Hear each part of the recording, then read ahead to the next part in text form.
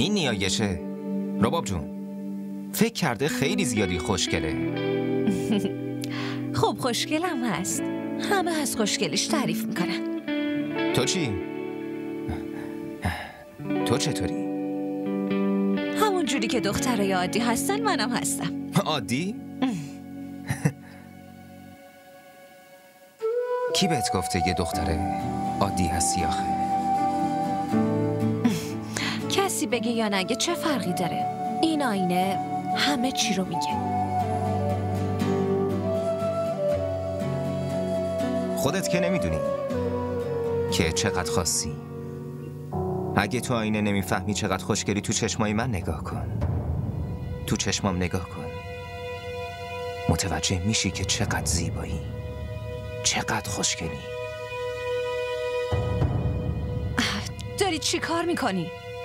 حواسم هست چند روز خیلی رفتارت عوض شدن.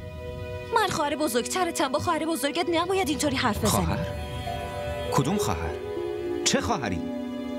تو خواهر من نیستی، فقط دخترم جونی، همین. من یه خواهر دارم، نیایش. خواهر. تا اسممو آوردی اومدم. حالا داشتین دوتایی چی پشت سر من میگفتین؟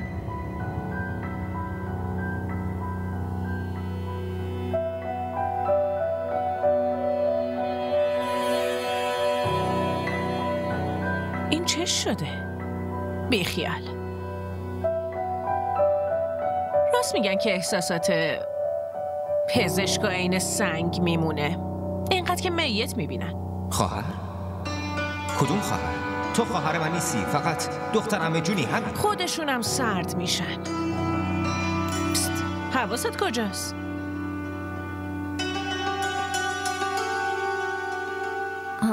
هیچی.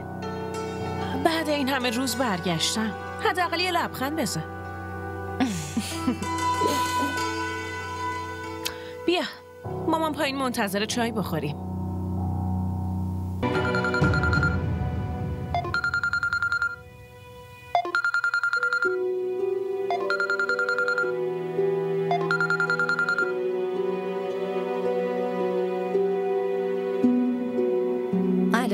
الو رباب جون.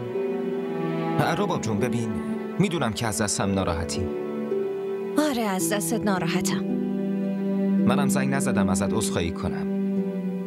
ممکنه چیزی هم که الان میخوام بهت بگم اگه بشنوی موقتا ناراحتیت بیشترم بشه، ولی سعی کن که منو درک کنی.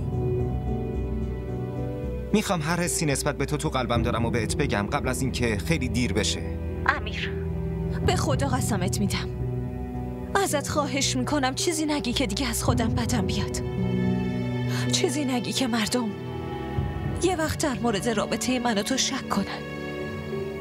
نه رباب جون، امشب باید به حرفم گوش کنی. اینقدر با نگاهم خواستم باهات حرف بزنم، اینقدر احساساتی شدنم، یه ذرم رو اثر نداشته؟ تو منو به خودت عادت دادی، ازم مراقبت کردی. نمیتونی بعد از این که این همه بهم نزدیک شدی تنها بذاری و بری. هیچ جا نمیری. الانم هر چی دلم بخواد قشنگ بهت میگم، داد میزنم میگم، عربده میزنم میگم. میخوام ببینم بازم نمیشنوی؟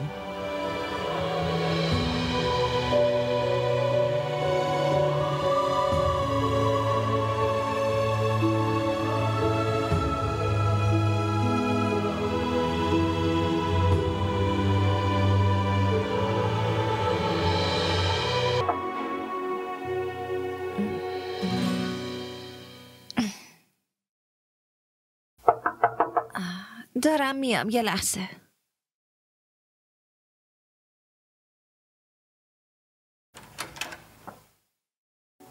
رباب جون، یه کار خیلی مهمی باهات دارم.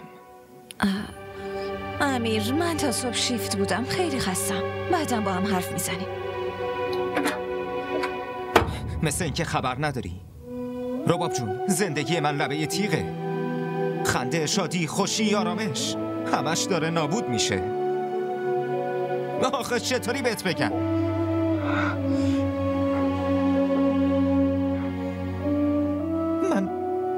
من میترسم که یه وقت دیر بشه. تو چت شده امیر؟ این حرفا چیه داری میزنی؟ حواسم هست چند روزه عین دیوونه ها شدی. این رفتارت خیلی داره منو میترسونه.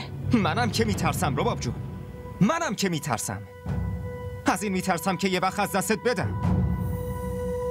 نمیتونم بذارم همینطوری بری. بزرگترین خوشی زندگی من تویی. بزرگترین آرامش زندگی من تویی. مگه میشه بری مال یکی دیگه بشی؟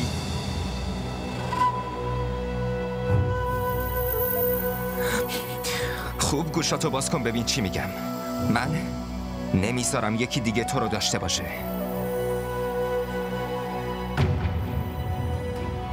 تو فقط مال منی. فقط من. برو بیرون. برو بیرون. من جایی نمیرم رباب جون. تا جوابمو ندی من پامو از اینجا بیرون نمیذارم. جواب چی رو میخوای؟ این حرفای مزخرفی که بهم زدی؟ میخوای بهش بگی مزخرف یا هر چیز دیگه ای؟ ولی این صدای قلب منه. من نمیذارم با هیچ کس دیگه ای ازدواج کنی. منم که باهات ازدواج میکنم.